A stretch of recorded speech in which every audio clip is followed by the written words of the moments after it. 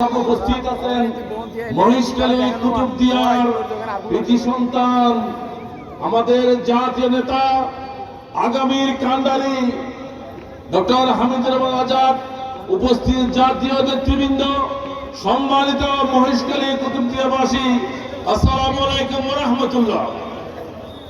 সংক্ষিপ্ত কথা যেহেতু বলতে বলা হচ্ছে, দুটি কথাই বলবো।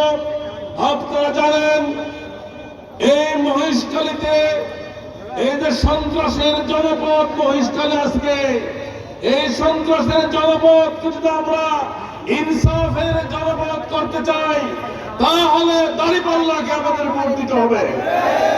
আজকে এই মহেশখালীর যে দুর্ভাগ্য, এই যে লবণের আমদানি বন্ধ করতে হলে, মহেশখালী রাস্তাঘাট করতে হলে, মহেশখালীকে উন্নত করতে হলে ডক্টর হামিদুর রহমান আজাদকে এমপি নির্বাচিত করে মন্ত্রী বানাতে হবে আমাদেরকে।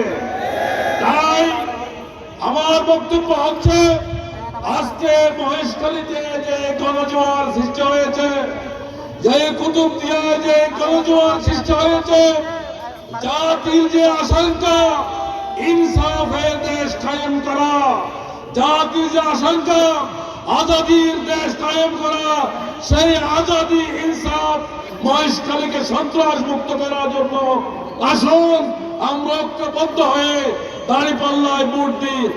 আগামী দিনে হামিদ ভাইকে মন্ত্রী আমরা আশা করি। আসসালামু আলাইকুম ওয়া রাহমাতুল্লাহ।